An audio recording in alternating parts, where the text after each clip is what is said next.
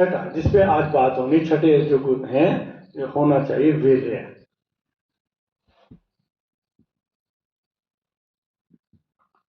देखिए, आप इस मार्ग पे चल रहे हैं, शिष्य के मार्ग पे चल रहे हैं और साधक के मार्ग पे चल रहे हैं।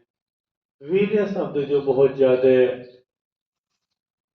गिल्टी इस समाज में किया गया है, उसको समझना हर व्यक्ति को जरूरी है।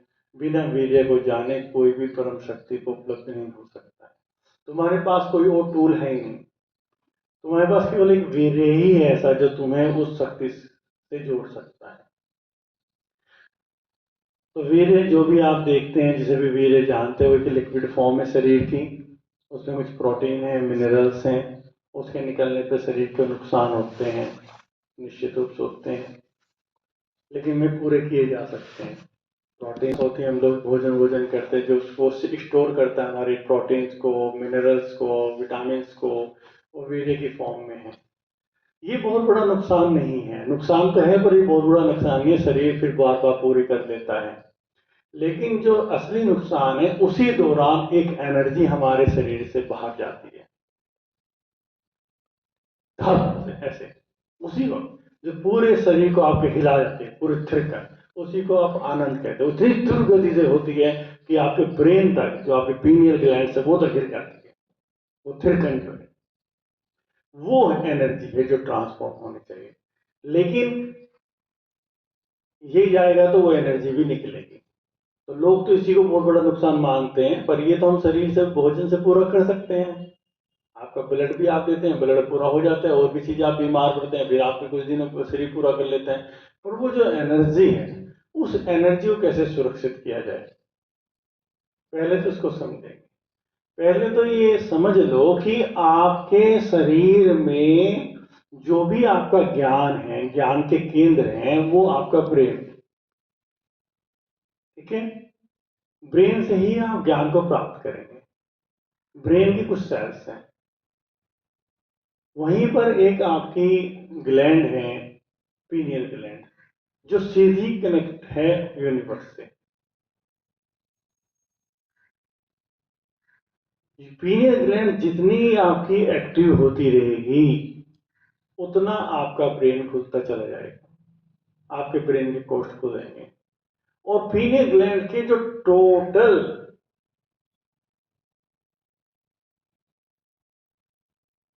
वायरिंग है, वो आपके जेनिटल पार्ट में। तो ये साइंस इसलिए समझनी है, हमें समझना क्या है, हमें किससे बचना, किससे नहीं बचना है। हम जेनिटल पार्ट के प्रयोगों से बचते हैं तो डर के कारण, जिसमें हम ब्रेन बिल्कुल ठप होना शुरू हो जाता है, या फिर हम अपनी वीर्य ऊर्जा को इस तरह स्खलित करते हैं तो जो हमें बची हुई ताकत है वो भी खत्म हो जाती है, जो संभावना है।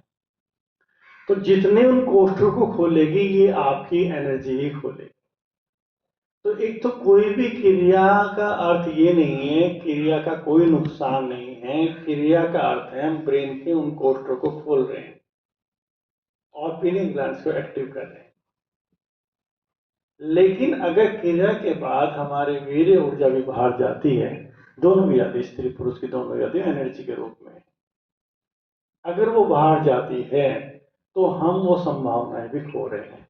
हमारे पास और कोई संभावना नहीं है। हमारे ब्रेन के कोष्ठ जितने खुलते जाएंगे, उतना ही प्रकाश, हम ईश्वरीय प्रकाश प्राप्त करते रहेंगे, जिसे हम लोग अनलाइटेड कहते हैं। अनलाइटेड होना, उसका केवल मानना, हमारी स्टडी के अनुसार मानना यही है कि आपने इतने कोष्ठ खोल लिए, तो इतना प्रकाश आपकी खिड़कियों से आना शुरू हो गया है, तो इतनी चीजें आपने पकड़नी शुरू कर दी।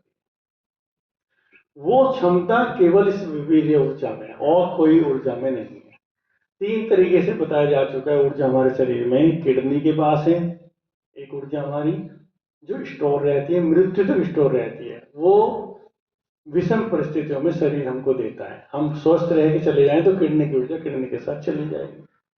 50% ऊर्जा हमारी बॉडी के सर्वाइवल के लिए मिलती है, पूरे दिन जो हम काम करते हैं सुबह से शाम तक, वो ऊर्जा में 50% मिलती है ऊपर से। 25% हमारी काम ऊर्जा को मिलती है, केवल वो ऊर्जा है जो हम ट्रांसफॉर्म कर सकते हैं, जो ब्रेन को चोट कर सकते हैं। जो 50% हमें मिलेगी, वो हम ब्रेन के कोष्ठ नहीं उससे खोल सकते हैं, वो तो हमारे डेली मर्रा के कामों के लिए मिलेगी। हर ऊर्जा का अलग काम है। इतनी वायरिंग फिट की हुई अंदर, इतनी वायरिंग फिट की, 72,000 नाड़ियां हमारे शरीर में काम कर रही हैं। कौन सी नाड़ी क्या क्या काम कर रही है।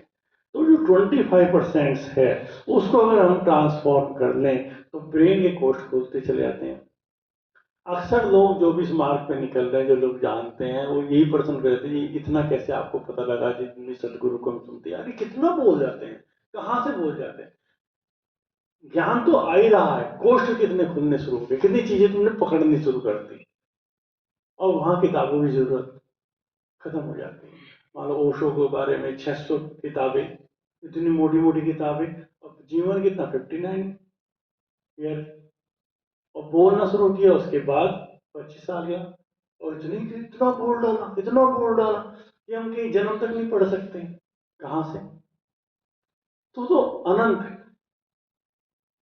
तो दोनों बातें यहां कहने की कोशिश की है कि एक तो क्रियाएं फायदेमंद है, स्खलन नुकसान है। लेकिन अगर आप इन प्रयोगों को बिना टेक्निक के जानोगे तो आप या तो दमन करोगे, जबरदस्ती रोकोगे, तो वो आपके, ये भी जबरदस्ती रोकने पे आपके प्रोस्टेट ग्लैंड को या यूट्रस को हार्म करेगी। यूट्रस प्रोस्टेट ग्लैंड के कैंसर का कोई और कारण नहीं, जबरदस्ती काम ऊर्जा को रोकना है। तो टेक्निक्स के माध्यम से सहज भाव से ऊर्जा को ऊपर चढ़ाना। तो इसमें केंद्रों को समझ लेंगे, ये ऊर्जा कहां बहती, किन केंद्रों पर हमें काम करना है।